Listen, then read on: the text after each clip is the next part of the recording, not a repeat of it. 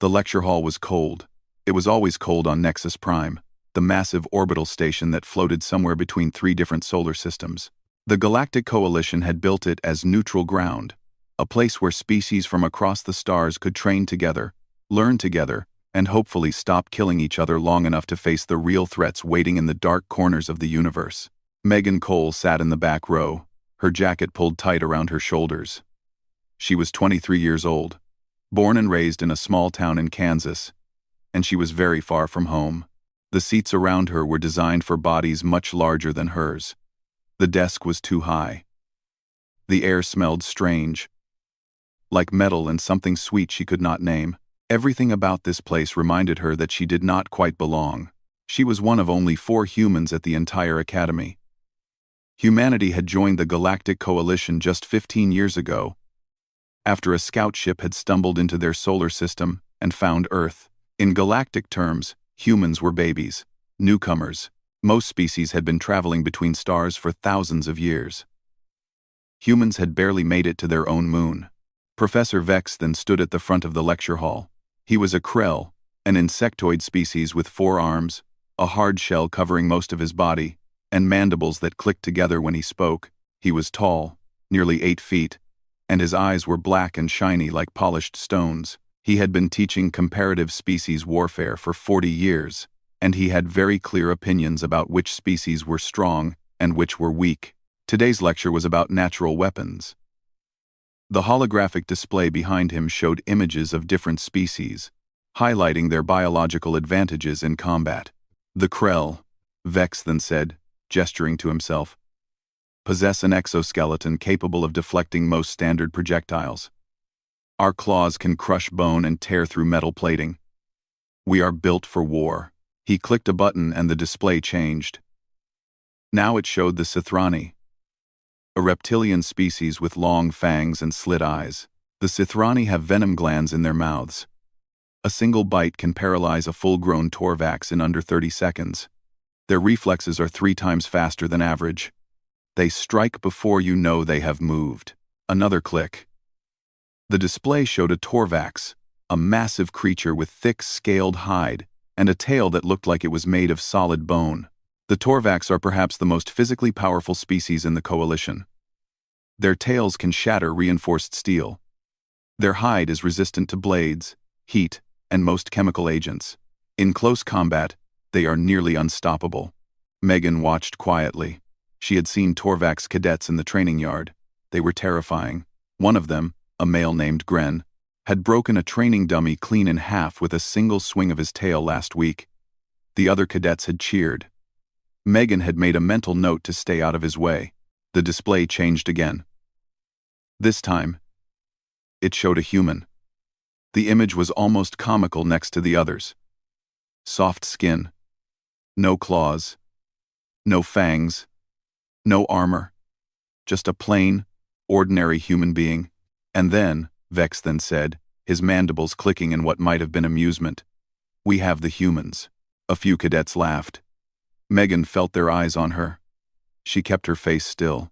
Humans are a curiosity, the professor continued.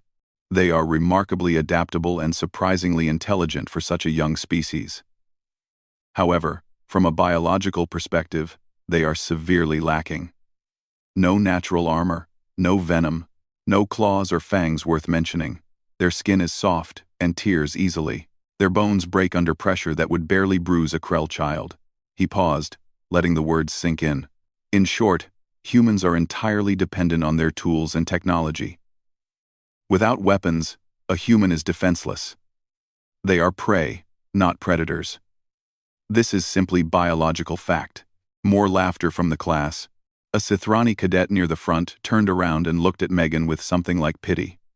A Torvax sitting 2 rows ahead cracked his knuckles and grinned.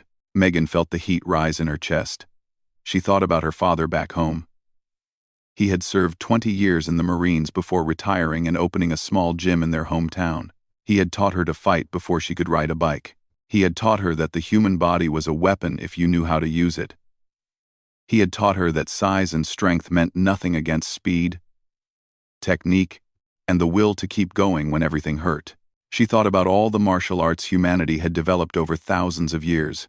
judo, jiu-jitsu, boxing, Muay Thai, wrestling, Krav Maga. Hundreds of systems designed specifically for fighting without weapons, for turning the human body into something dangerous. She raised her hand. Professor Vex then stopped mid-sentence, his black eyes focused on her. The entire lecture hall went quiet. "Yes?" he said. "Cadet Cole, is it?" Megan stood. She was short compared to everyone else in the room. She looked small and soft and completely unthreatening. She did not care. "With respect, Professor," she said, her voice calm and steady, "I disagree with your assessment." The silence in the room grew heavier. A few mandibles clicked. A Torvax snorted. Vex then tilted his head. "You disagree?" he repeated slowly. "With biological fact. I disagree that humans are defenseless without weapons," Megan said. "Humans have been fighting unarmed for thousands of years. We have developed hundreds of martial arts systems specifically designed for combat without tools. Our bodies may be soft, but we have learned to use them in ways that can defeat larger, stronger opponents." Someone laughed, then someone else. Soon half the lecture hall was making sounds of amusement in their various ways. Clicking, hissing, rumbling. Vex then held up one of his 4 hands and the laughter stopped. "You are suggesting," he said slowly, "that a soft, clawless, fangless human could pose a genuine threat in unarmed combat against a species with natural weapons." Megan met his gaze without flinching. "I am not suggesting it, Professor," she said. "I am stating it as fact." The room went completely silent. Every eye, every sensory organ, every attention was fixed on the small human, standing in the back row. Professor Vex then stared at her for a long moment. His mandibles were still. His black eyes gave nothing away. Then, slowly, he smiled. At least, Megan thought it was a smile. With Krell, it was hard to tell. "Well then, Cadet Cole," he said. "Perhaps you would like to demonstrate." The words hung in the air like a blade waiting to fall. Megan could feel her heart beating faster, but she kept her face calm.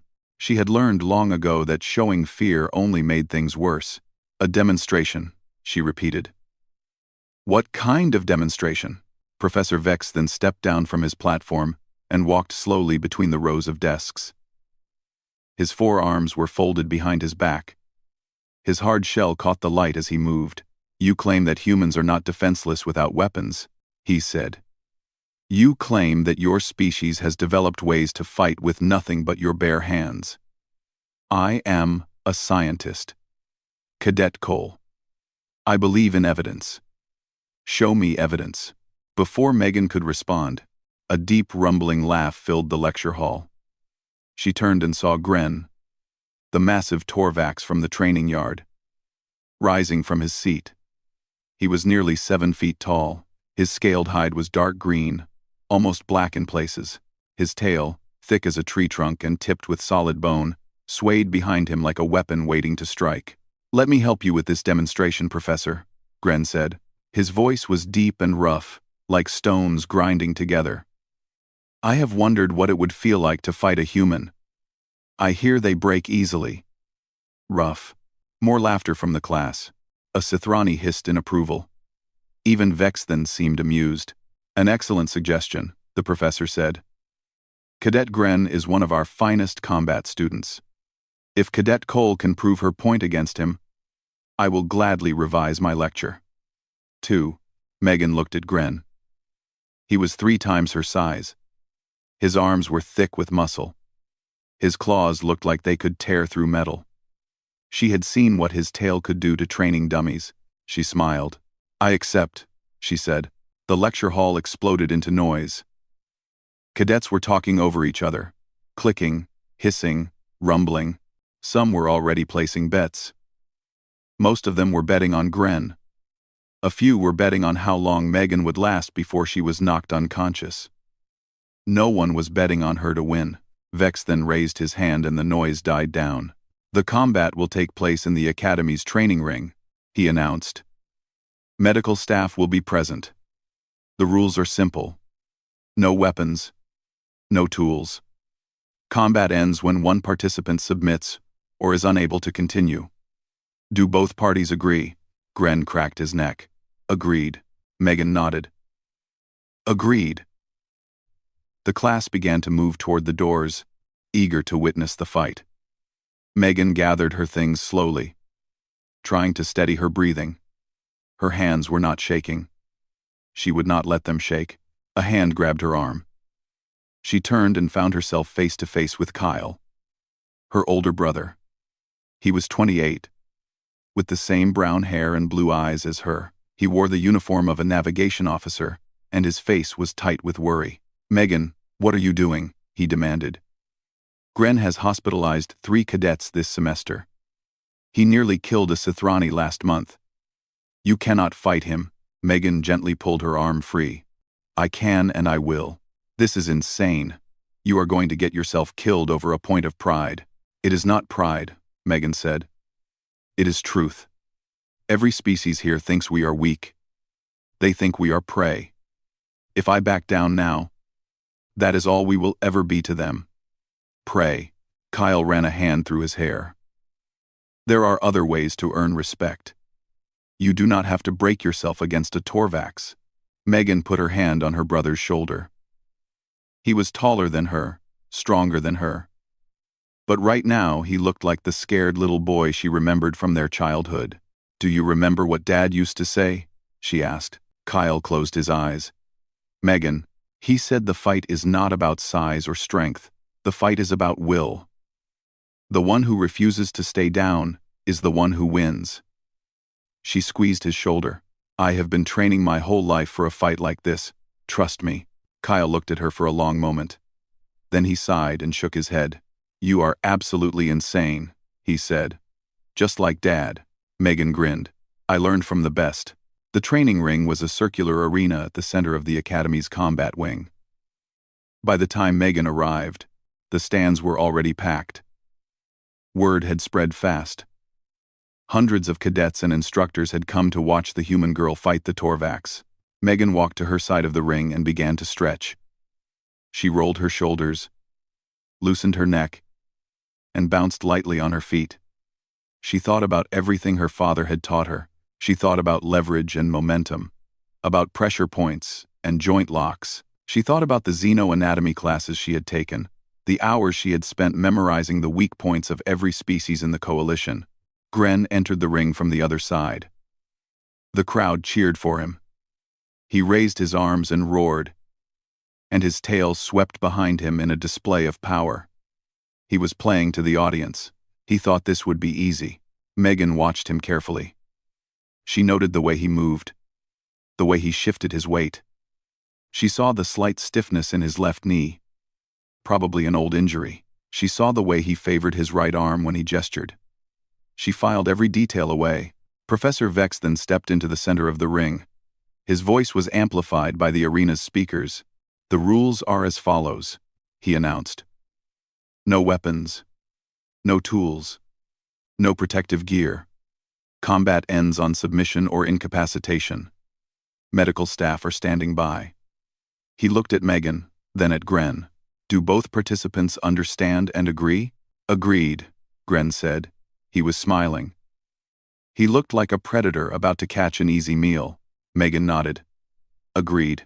Vex then stepped back to the edge of the ring. The crowd fell silent. The air was thick with anticipation. Begin, Vex then said. Gren charged immediately.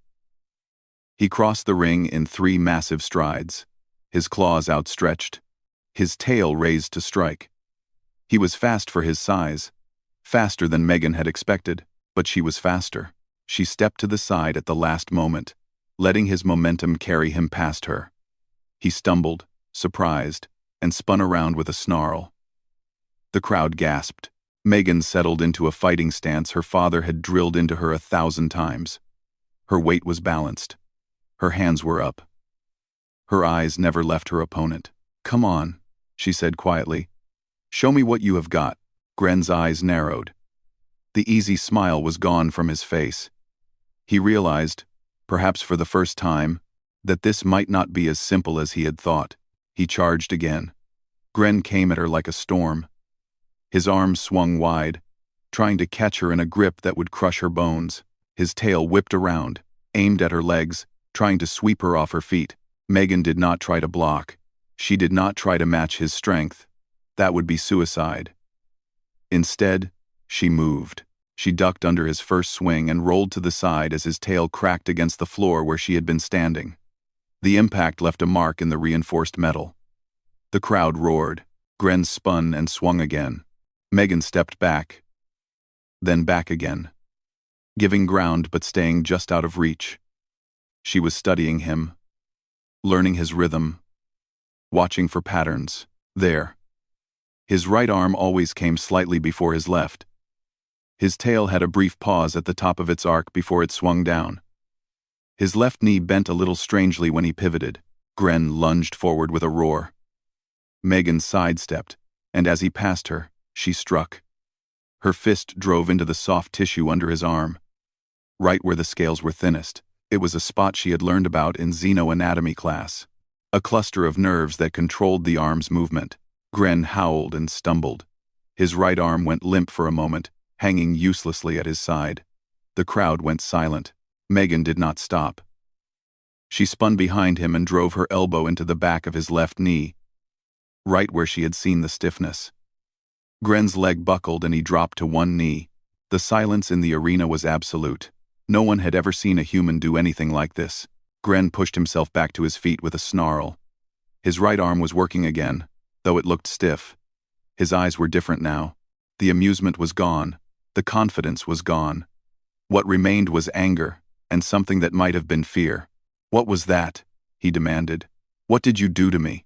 Megan circled slowly, keeping her distance. "Pressure points," she said. "Your species has them just like every other. The spots where nerves cluster together. The joints where armor does not cover. Every body has weaknesses. You just have to know where to look." Gren roared and charged again. This time he was faster, angrier, more desperate. His tail swung in a deadly arc aimed at her midsection. Megan tried to dodge, but she was not quite fast enough. The tip of his tail caught her in the ribs and sent her flying across the ring. She hit the ground hard and rolled, pain exploding through her side. Something cracked. A rib, maybe two. She pushed herself up anyway. In the stands, Kyle was on his feet.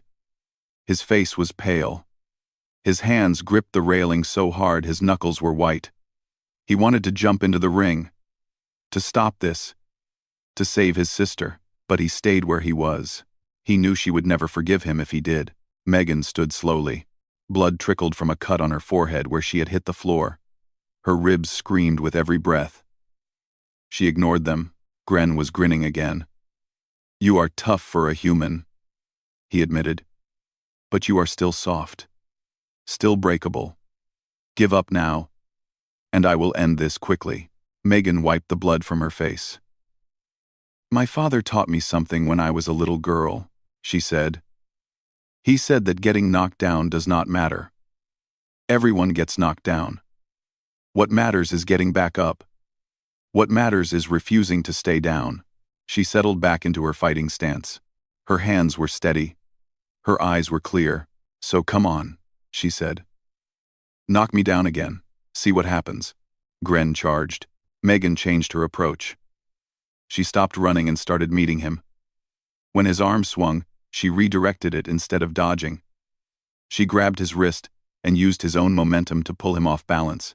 When his tail came around, she dropped low and let it pass over her head, then came up inside his guard. She was everywhere at once, striking nerve clusters, attacking joints, targeting the soft spots between his scales. She was smaller and weaker, but she was faster and smarter. Every move she made was precise. Every strike had a purpose. Gren became frustrated. He swung wildly, trying to catch her, trying to crush her. But she was like water flowing through his fingers. Every time he thought he had her, she slipped away. She drove her knee into the nerve cluster on his inner thigh. Gren's leg spasmed and he stumbled. She grabbed his arm and twisted, using a technique her father had called an armbar. Gren's elbow bent backward, not far enough to break, but far enough to hurt. Gren screamed and threw her off with pure strength. Megan flew through the air and landed hard on her back. The breath rushed out of her lungs. For a moment, everything went dark. She heard the crowd roaring. She heard Gren's heavy footsteps coming closer. She heard her brother shouting her name. She opened her eyes. Gren was standing over her, his foot raised to stomp down on her chest. His face was twisted with rage. He was done playing. Megan rolled to the side just as his foot came down. The impact shook the floor. She kept rolling, putting distance between them, and forced herself back to her feet. Her whole body hurt. Her ribs were definitely broken now. Her left arm was not moving right. Blood was dripping into her eye from the cut on her forehead. She did not care. The crowd had changed. She could feel it. The laughter was gone. The mockery was gone. Instead, there was something else in the air. Something like wonder. Something like respect. They were watching a creature half the size of her opponent, with no natural weapons, no armor, no venom, refuse to die. They were watching her get knocked down again and get back up every single time. A Sithrani in the front row was leaning forward, his eyes wide. A group of Krell had stopped clicking their mandibles and were watching in complete silence. Even Professor Vex then looked different. The amusement was gone from his posture. Megan spat blood onto the floor and raised her fists. "Is that all you have got?" she asked. Gren stared at her. For the first time since the fight began, he looked uncertain. "Why will you not stay down?" he demanded. Megan smiled. It was not a nice smile. "Because I am human," she said. "And humans do not quit." She moved first this time. Megan launched herself at Gren before he could react. She was done being careful. She was done playing defense. It was time to end this. She ducked under his reaching arms and drove her shoulder into his midsection. It was like hitting a wall. Gren barely moved. But that was not the point. The point was to get close, to get inside his reach where his size became a disadvantage instead of an advantage.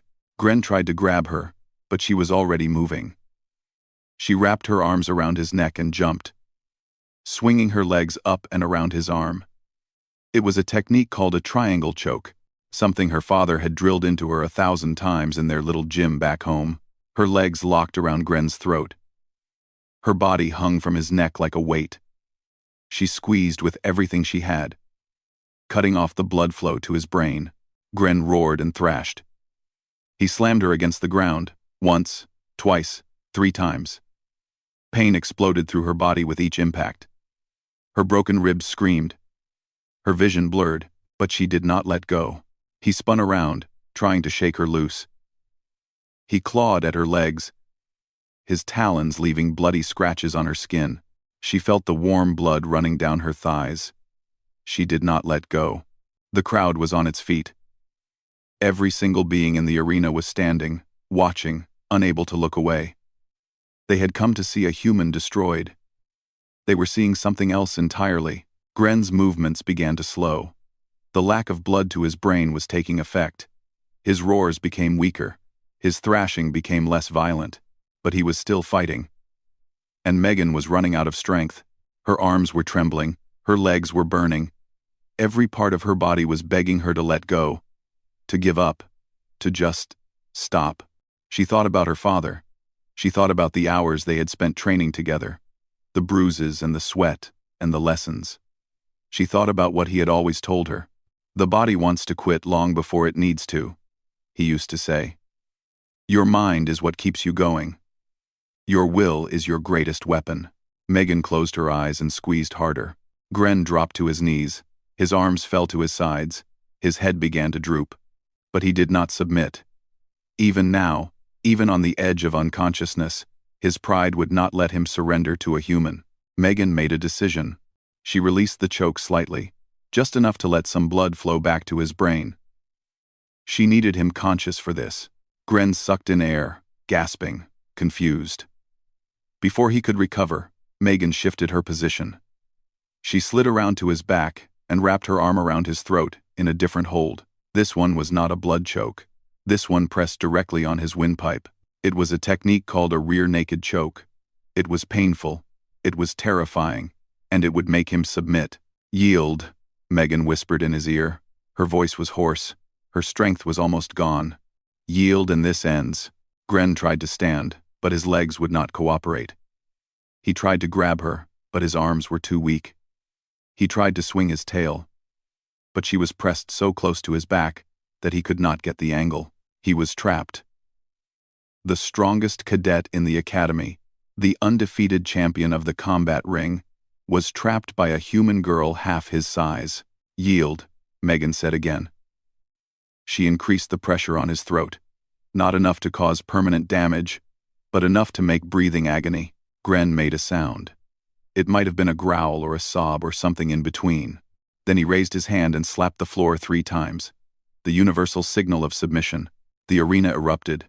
Megan released her hold and fell backward onto the floor. She could not move. She could barely breathe. Everything hurt so much that she was not sure where one pain ended and another began. But she was smiling. Medical staff rushed into the ring. Someone was shining a light in her eyes. Someone else was pressing something against her ribs. She heard voices, but they seemed very far away. Through the chaos, she saw Gren sitting a few feet away. He was surrounded by his own medical team, but he was looking at her. His face was unreadable. Then he did something that made the entire arena go silent again. He bowed his head to her. A gesture of respect among Torvacs. A gesture that was never, ever given to those they considered weak. "I was wrong," he said. His voice was rough and quiet, but in the silence, everyone heard him. "I was wrong about your kind." Megan tried to respond, but she did not have the strength. Instead, she just nodded. Kyle pushed through the crowd and dropped to his knees beside her. His face was wet. She realized he was crying. "You insane, stubborn, beautiful idiot," he said. "I thought you were going to die." Megan managed a weak laugh. "Had it under control?" she whispered. The whole time, Kyle laughed too, even as the tears kept coming. "Liar." Professor Vex then stepped into the ring. The crowd parted for him. He walked slowly to where Megan lay and stood over her. His forearms folded, his black eyes unreadable. For a long moment, he said nothing. Then he spoke, and his voice was carried by the speakers to every corner of the arena. "I have taught at this academy for 40 years, he said. "I have seen warriors from 100 different species. I have studied combat in all its forms. And I have never—" He paused. "I have never seen anything like what I witnessed today." He looked down at Megan. "I was wrong," he said. "Humans are not defenseless without weapons. They have simply learned to make their bodies into weapons. They have learned to turn weakness into strength, to turn pain into fuel, to turn the will to survive into something that cannot be defeated." He raised his voice. "Let it be known," he announced, "that on this day, Cadet Megan Cole of Earth has proven that humans are not prey, they are predators. And they have earned their place among us." The arena exploded into cheering. Every species, every voice, all of them crying out in recognition of what they had witnessed. Megan closed her eyes and let the sound wash over her. She had done it. She had proven her point. Now she could rest. The medical bay was quiet. Soft blue lights hummed overhead, and machines beeped in a gentle rhythm. Megan lay in a bed designed for species twice her size, wrapped in bandages that covered most of her torso. She had 3 broken ribs, a cracked collarbone, a mild concussion, and more bruises than the medical staff had bothered to count. The doctor, a 4-armed Krell with a surprisingly gentle touch, had told her she would need at least 2 weeks to recover fully. She had been in the medical bay for 3 days now. And in those 3 days, everything had changed. Kyle sat in a chair beside her bed, reading something on a data pad. He had barely left her side since the fight. She knew he was still angry at her for taking such a risk, but he was also proud. She could see it in his eyes every time he looked at her. "Any news?" she asked, her voice still a little rough. Kyle looked up and smiled. "Where do I start? You are famous now. You know, the video of your fight has been viewed over 50 million times on the Coalition network. There are discussion forums dedicated to analyzing every move you made. Someone started a petition to have human martial arts added to the academy curriculum. Megan blinked. You are joking. I am not joking at all. Kyle turned the datapad toward her. On the screen was a news article with her picture. The headline read, Human Cadet Defeats Torvax in Unarmed Combat. Stuns Galactic Community. Megan stared at the screen for a long moment. Then she laughed. And immediately regretted it, as pain shot through her ribs. Careful, Kyle warned. You are still broken. I know. Megan settled back against her pillow. I did not expect all this. I just wanted to prove a point to one professor in one lecture hall. Well, you proved it to a lot more than that. Kyle set the datapad aside. The Coalition Council is reportedly discussing whether to reclassify humanity's threat assessment. There are proposals to include human combat instructors in military training programs. And, he paused, a strange look on his face. And what? And Dad called. Megan's heart skipped. What? How? Someone at the embassy patched him through. Long-range communication. Took about an hour for the signal to reach Earth and come back. Kyle's voice was soft. He saw the video, Megan. The whole planet has seen it by now. Megan felt tears prick at her eyes. What did he say? Kyle smiled. He said he always knew you would make him proud. He said, Mom cried for an hour straight. And he said to tell you that your technique on that triangle choke was sloppy, and you need to work on your transitions. Megan laughed again, tears streaming down her face now, not caring about the pain. That sounds like Dad, she managed. A soft knock came from the doorway. Megan looked up and was surprised to see Professor Vex then standing there. His forearms were folded in front of him, and his black eyes were fixed on her. May I enter? He asked. Megan nodded, wiping her eyes. Vex then walked to her bedside. He stood there for a moment, looking down at her with an expression she could not read. I have come to apologize, he said finally. In all my years of teaching, I have prided myself on accuracy and objectivity. But when it came to humans, I allowed my assumptions to cloud my judgment. I taught my students incorrect information. And for that, I am sorry. Megan shook her head. You were not entirely wrong, Professor. Humans are soft. We are slow compared to most species. We do break easily. But you have learned to overcome those weaknesses. Vex, then finished. You have turned your limitations into advantages. You have developed techniques that allow you to defeat opponents who should, by all biological measures, be superior to you. He made a sound that might have been a sigh. It is remarkable, truly. He reached into a pouch at his side and pulled out a small metal disc. He handed it to her. What is this? Megan asked. An invitation, Vex then said. Next week, I will be giving a special lecture on human martial traditions. I would like you to assist me. To demonstrate techniques, answer questions, help my students understand what humans are truly capable of. He paused. If you are willing, of course. Megan looked at the disc in her hand. It was a formal invitation, stamped with the seal of the Academy. I would be honored, Professor, she said. Vex then nodded, something like satisfaction in his posture. Good. I will see you next week, Cadet Cole. He turned and left. Kyle stared after him, then looked at Megan with raised eyebrows. Well, he said. That was unexpected. Before Megan could respond, there was another knock at the door. She looked up and felt her breath catch in her throat. Gren stood in the doorway. He looked different somehow. Smaller. Maybe. Though that did not make any sense.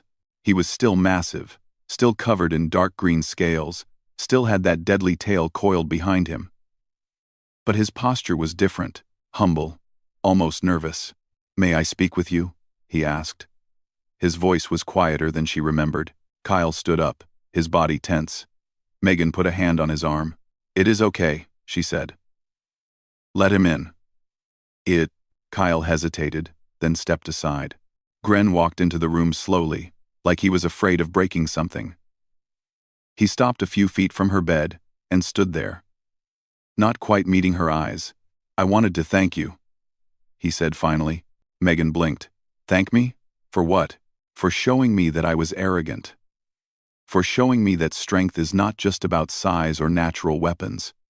For showing me that there are things I do not understand." He finally looked at her.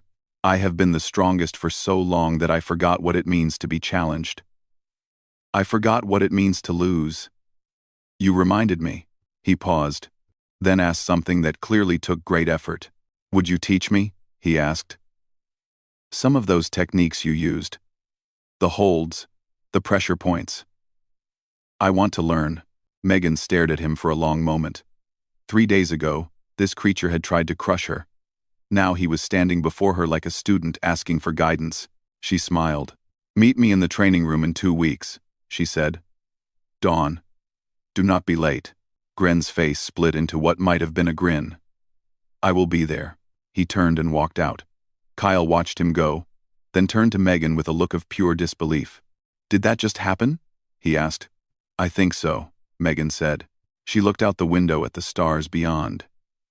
Somewhere out there, millions of beings were watching her fight, talking about humans, rethinking everything they thought they knew about her species. Humanity had joined the galaxy as an afterthought, a curiosity, a species barely worth noticing. But that was changing now. Megan could feel it. They had made their mark. Not with warships or advanced technology. Not with weapons or tools. With bare fists and an unbreakable will. And this was only the beginning.